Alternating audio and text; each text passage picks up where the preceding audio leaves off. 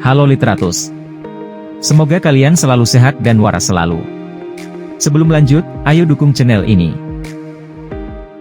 Inilah pandangan kritis dan pedas, mantan Kabareskrim Susno 2J, terkait kasus Jessica dan Vina Cirebon. Bagaimana tanggapan Bapak terhadap kasus Jessica yang viral lagi? Menanggapi pertanyaan ini, Susno menjelaskan bahwa kasus Jessica kembali viral memang lebih-lebih dipengaruhi oleh film dokumenter Netflix, High School Murder, Kavi and Jessica Wongso. Menurutnya, film inilah yang kemudian membongkar kejanggalan-kejanggalan proses persidangan kasus kopi sianida, yang tanpa bukti kuat menjebloskan Jessica ke dalam penjara. Selain faktor film High School, Susno juga menjelaskan bahwa pembicaraan kasus Jessica di media-media sosial, katakanlah podcast, juga menjadi faktor kasus Jessica naik ke permukaan lagi. Mantan penyidik senior ini juga menerangkan, kejanggalan-kejanggalan kasus Jessica memang benar adanya. Hal ini terbukti ketika lembaga-lembaga penegak hukum, misalkan polisi dan Kejaksaan Agung, tidak pernah memberi bantahan terhadap apa yang ada di film High School, ataupun yang ada pada podcast-podcast. Susno juga secara lantang mengatakan, peradilan Jessica adalah peradilan sesat. Peradilan terhadap Jessica ini saya katakan peradilan sesat, gitu kan? Kenapa peradilan sesat? Terlalu benar menghukum seseorang dengan tidak ada alat bukti yang bersifatnya direct. Susno katakan peradilan sesat karena menurutnya, di persidangan, tidak ada yang dapat membuktikan bahwa Jessica yang menaruh racun ke gelas Mirna. Dasar keyakinan hakim dalam memutus Jessica sangatlah sumir. Tak ada yang menyatakan bahwa Jessica yang memasukkan racun itu. Tapi hanya berdasarkan bahwa Jessica duduk di meja, kemudian menutupi dengan tas, oh Jessica lah pelakunya. Ini terlalu sumir. Menurut Bapak, apakah benar Jessica yang meracuni Mirna? Menanggapi pertanyaan ini, Susno menegaskan bahwa, bagaimana mungkin membunuh orang pakai racun, dengan cara berhadap-hadapan. Ia bahkan menegaskan, terlalu bodoh meracuni orang, dengan berhadapan langsung. Mantan penyidik ini kemudian menjelaskan, yang paling masuk akal dalam hal meracuni orang adalah, misalkan mengirimi target makanan, dengan alamat pengirim yang tak jelas. Kalau mau bunuh orang dengan cara meracun, tidak berhadapan-hadapan. Bodoh sekali, apalagi seorang Jessica yang sudah terdidik, sekolah di luar negeri. Saya mau bunuh, ya nggak mungkin lah saya meracun orang berhadapan-hadapan. Ya, kalau mau meracun, ya saya kirimi makanan, alamat pengirim nggak jelas, ya baru.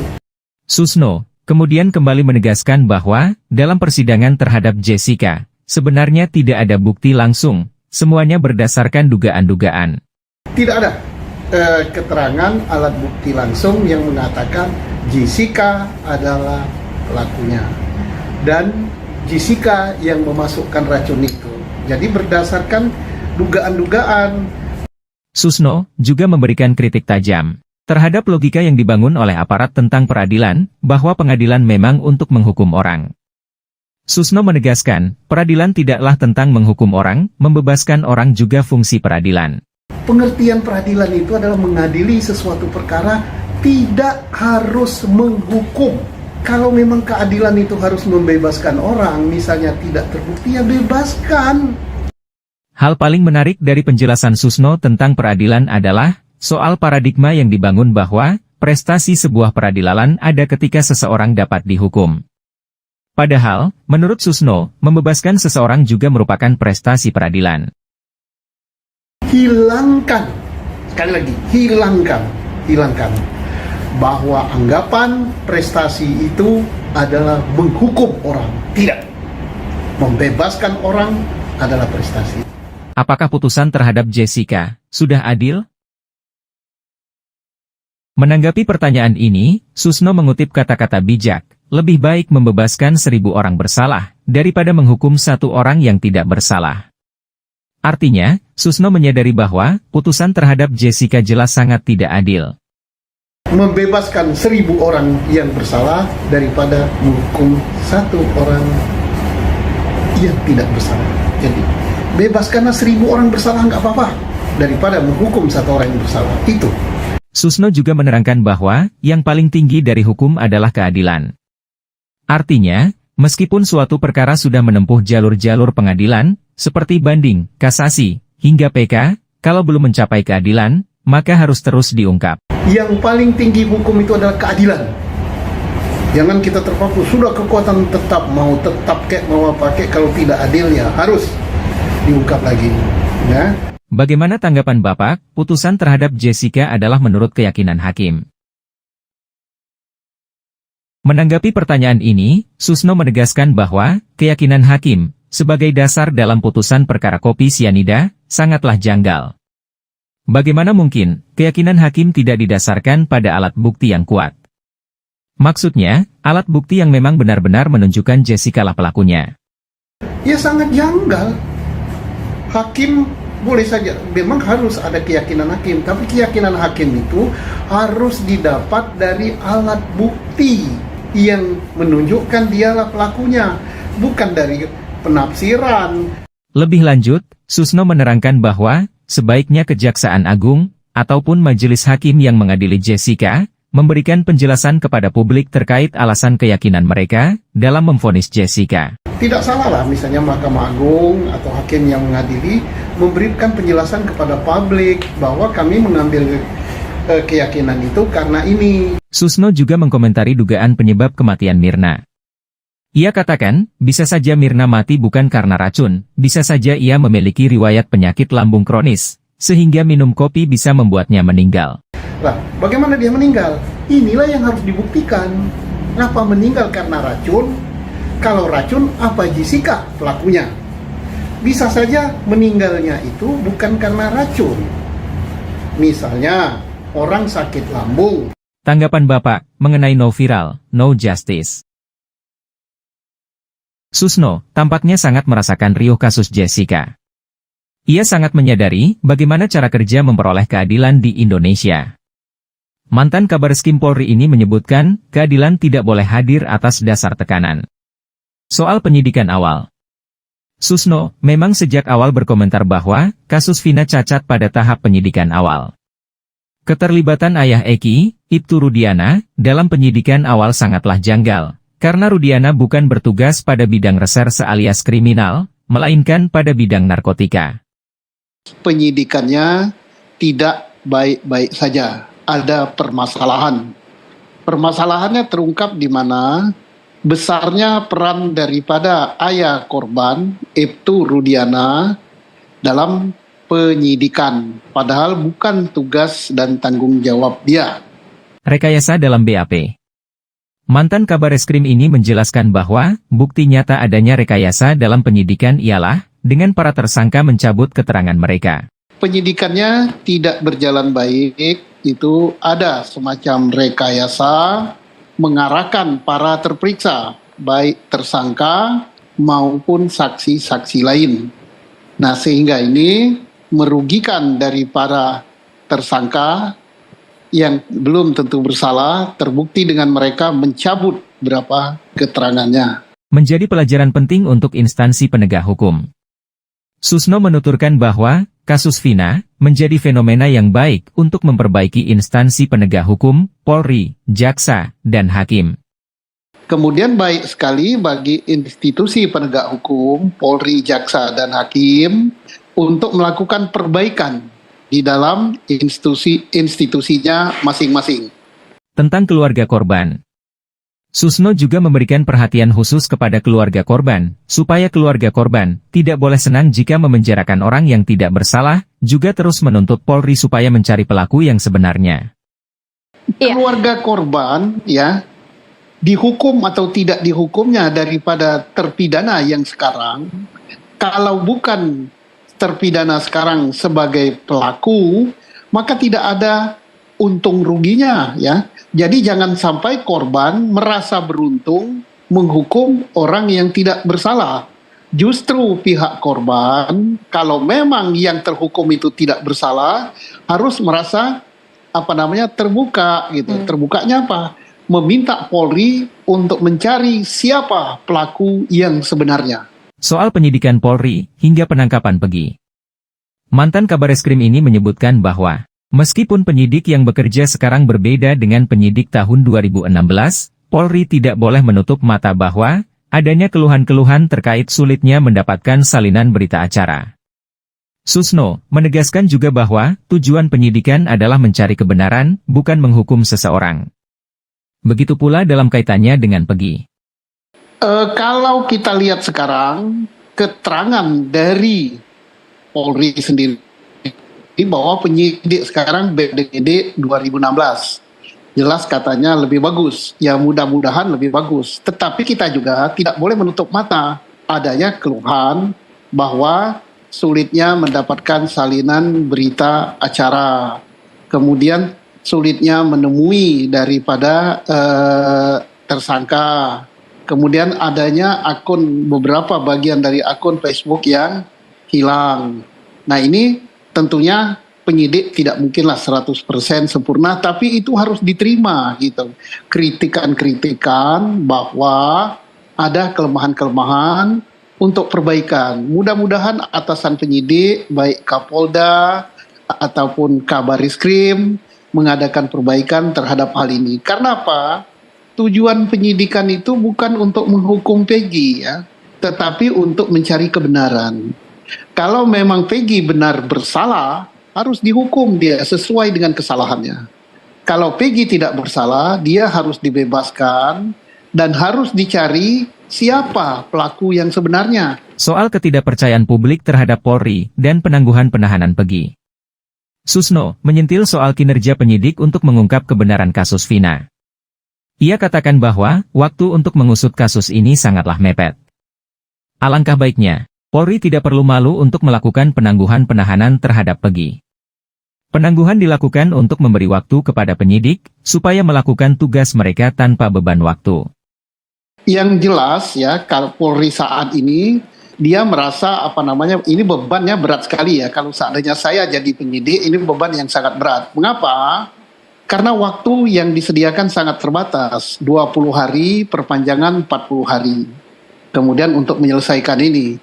Boro-boro dalam waktu 60 hari, waktu 8 tahun saja tidak selesai gitu kan. Yang kedua, beratnya desakan dari citizen dan netizen melalui media sosial, media konvensional yang hampir 90% mungkin lebih membuli organisasi saya. Saya ini Polri ya. Nah, terus apa jalan keluarnya? Desakan terbatasnya waktu, desakan masyarakat, kemudian desakan oleh presiden, sampai presiden ini kan, sampai menteri Kumham dan lain-lain, akademisi. Ya jalan terbaiknya adalah tidak usah memaksakan waktu harus selesai dalam sekian waktu.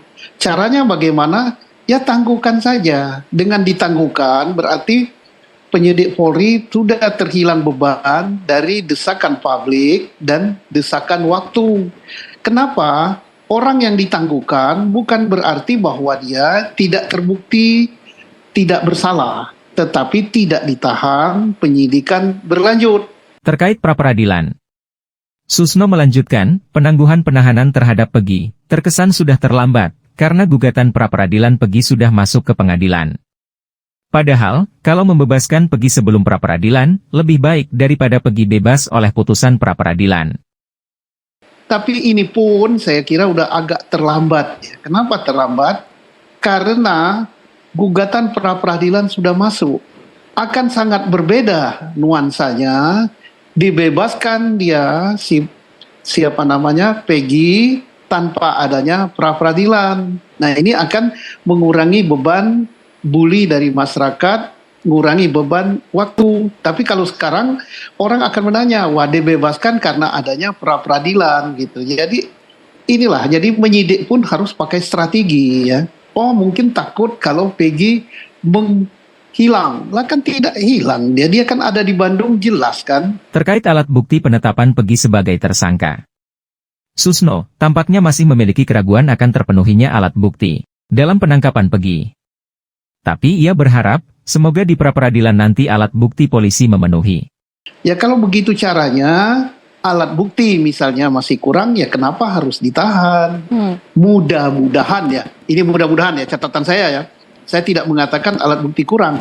Mudah-mudahan alat buktinya sudah cukup pada saat pra-peradilan nanti dipaparkan di depan sidang, karena itu terbuka untuk publik. Masyarakat seluruh Indonesia akan tahu bahwa alat buktinya sudah lengkap. Soal alat bukti saksi dan ijazah Pegi. Sebagaimana diketahui, alat bukti penangkapan Pegi adalah berdasarkan keterangan saksi dan bukti ijazah Pegi. Menurut Susno, alat bukti seperti ini sangatlah lemah. Alat bukti saksi sangat lemah. Ya. Yang kedua, alat bukti berupa ijazah dan sebagainya itu sangat kuat sekali. Kuatnya tapi bukan untuk membuktikan bahwa Peggy adalah tersangka, bukan untuk membuktikan Peggy adalah pelaku. Alat bukti itu adalah untuk membuktikan bahwa Peggy adalah Peggy. Soal keterangan para narapidana, pelaku pembunuhan Vina dan Eki. Susno tampaknya ragu dengan penangkapan Pegi yang didasarkan keterangan para narapidana. Susno katakan, mana mungkin kejahatan yang dilakukan bersama, tetapi tidak saling kenal. Apalagi pembunuhan Vina dilakukan secara terencana, bagaimana mungkin para pelaku tidak saling kenal? Nah, sekarang yang kita tunggu-tunggu dari penyidik adalah bahwa Peggy melakukan kejahatan. Nah, kejahatan itu dilakukan bersama loh. Jadi tidak mungkin tidak saling kenal. Tetapi yang agak aneh, daripada terpidana itu sebagian mengatakan tidak kenal Peggy. Loh, masa kejahatan dilakukan bersama-sama dan bukan kejahatan kecil ya. Pembunuhan dan perkosaan. Pembunuhannya berencana lagi. Gimana mau merencanakannya kalau kenal aja kagak? Terkait kegunaan keterangan para narapidana. Susno katakan, keterangan dari para narapidana sebenarnya berguna bagi advokat, bukan untuk penyidik. Cukup untuk ini, untuk advokat, menguatkan advokat ya. Tetapi untuk penyidik itu justru melemahkan dia. Nah, tapi advokat itu diuntungkan dua.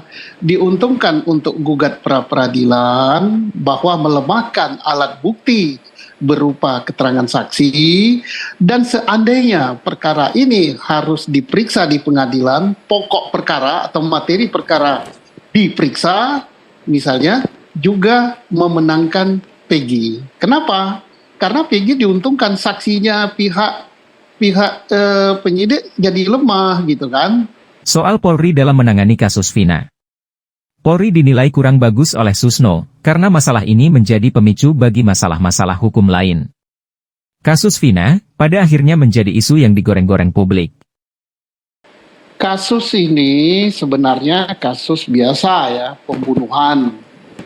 Tetapi karena keliru dari awal, kemudian kurangnya komunikasi yang dilakukan oleh lembaga Polri, mengakibatkan isu ini menggelinding kemana-mana.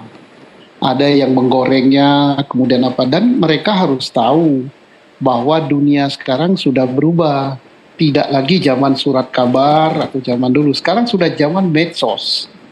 Bagian humas harus lebih piawai, memberikan statement atau memakai pihak-pihak lain untuk memberikan penjelasan-penjelasan. Dan pada saat-saat tertentu, masyarakat sangat berharap mendengarkan statement Kapolda, mendengarkan statement pimpinan tertinggi Polri, yaitu Kapolri. Saran kepada Polri. Susno juga tak lupa memberi saran kepada instansi Polri bahwasannya lebih baik menangguhkan penahanan Peggy sebelum dilakukan pra-peradilan.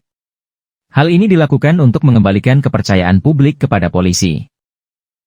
Kalau seandainya saya jadi Dirserseum Polda Jawa Barat yang menangani penyidikan ini, sebelum pra-peradilan, Peggy sudah saya tangguhkan penahanannya. Kenapa? Dengan ditangguhkan maka saya tidak akan dikejar oleh waktu. Dengan ditangguhkan maka beban bully dari citizen dan netizen itu akan berkurang. Kenapa waktu tidak mengejar saya penyidik? Tolak ukur saya begini, 8 tahun kasus ini tidak selesai, apalagi dibatasi hanya 20 hari plus 60 hari. Soal Ibtu Rudiana dan pengaruhnya terhadap kasus Vina. Sebagaimana diketahui, Ibtu Rudiana, ayah Eki, adalah polisi yang menangkap para tersangka dalam kasus kematian Vina dan Eki.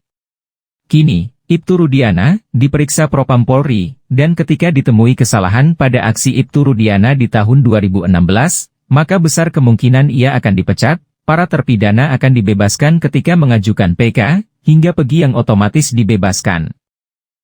Kalau Propam atau audit dari Polri, tim eksaminasi Polri menemukan ada penyalahgunaan wewenang dari Ibtu Rudiana pada penyidikan tahun 2016, misalnya dia telah melakukan upaya paksa di luar wewenangnya, dia telah melakukan merekayasa penyidikan dengan mendikte atau membujuk para terperiksa, maka ini sanksinya berat sekali untuk Ibtu Rudiana. Kemudian pengaruhnya terhadap perkara 2016 yang sudah disidangkan itu sangat berpengaruh. Bisa-bisa mengabulkan gugatan PK, membebaskan daripada para terhukum, dan berpengaruh juga kepada tersangka Pegi. Karena yang lain bebas, ya Pegi-nya harusnya bebas. Kan Baik. kejahatannya kan kejahatan bersama. Baik. Ya.